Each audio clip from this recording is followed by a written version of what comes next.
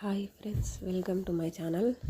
అందరు ఎలా ఉన్నారండి? బాగున్నారా? నేను కూడా బాగున్నాను. మీరందరూ ఎలా ఉన్నారు అనేది కామెంట్ చేయండి.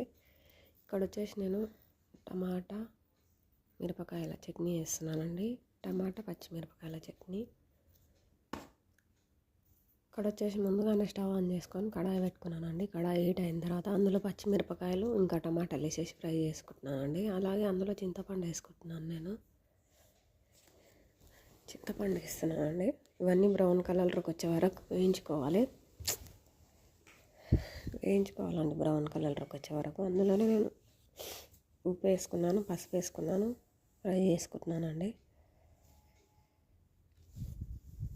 ఆయిల్లో మంచిగా ఫ్రై అవ్వనివ్వాలి మెత్తగా. అలాగే అందులో వెల్లుల్లి రెబ్బలు వేసుకున్నాను, ఒక 8. మిక్సీ జార్ తీసుకున్నానండి. అలాగే నేను అందులోనే కరివేపాకు వేసుకున్నానండి. మిక్సీ జార్లో వేసుకున్నాను అంతా.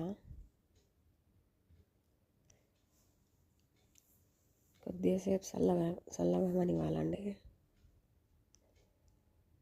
మళ్ళీ అదే కడాయి పెట్టుకున్నానండి. నేను అందులో ఆయిల్ వేసుకున్నాను. Oil heat అవ్వనిద్దాం.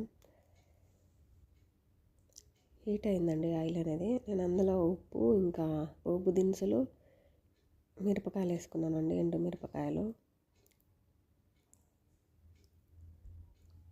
అలాగే అందులోనే కరివేపాకు వేసుకున్నాను, ఇంకా మిరపకాయలు వేసుకున్నానండి, పచ్చిమిరపకాయలు.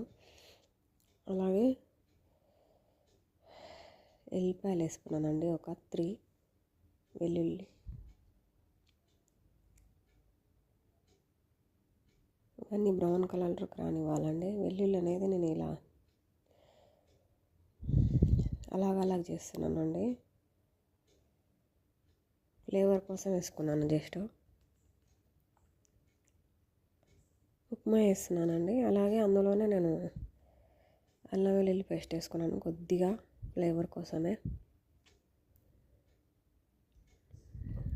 ఉల్లిపాయ ముక్కలు ఒక చిన్నది.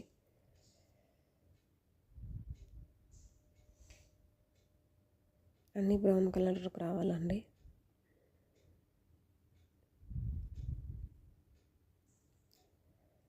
బ్రౌన్ కలర్లోకి వచ్చే వరకు కలుపుకోవాలన్నమాట. ఇలాగా అందులో వాటర్ వేసుకున్నానండి నేను ఉప్మా వేయడాక.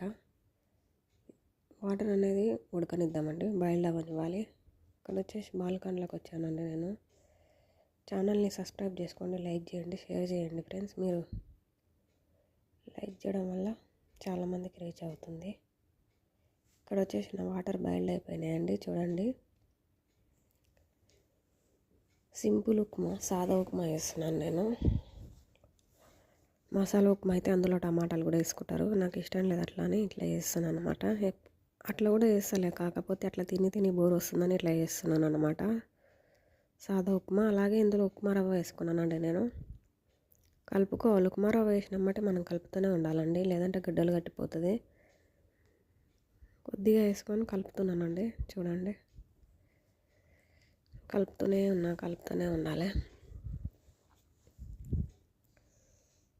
చూడండి, కలుపుతున్నాను అన్నమాట. ఇలాగా నేను ఇంకొక బొగాన పెట్టుకున్నానండి. అందులో నాకు సరిపోవట్లేదు, అందుకే ఇది పెట్టుకున్నాను.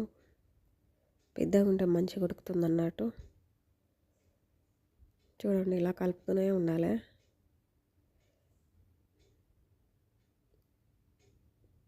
లూజుగా చేస్తున్నానండి ఉప్మా అనేది. మూత పెట్టుకున్నానండి. ఒక 5 మినిట్ వరకు మగ్గనిద్దాం. 10 మినిట్స్ వరకు చిన్న మంట మీద పెట్టుకొని మగ్గనివ్వాలండి, స్లిమ్లో పెట్టుకొని. ఇక్కడ వచ్చేసి నేను చట్నీ మిక్సీ పట్టుకున్నానండి. ఫ్రై చేసి పెట్టుకున్నాం కదా మనం, అది చట్నీ అనేది మిక్సీ పట్టుకున్నానండి.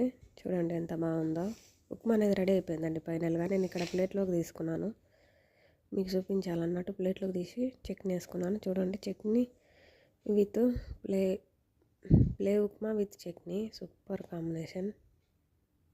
లైక్ చేయండి, షేర్ చేయండి, కామెంట్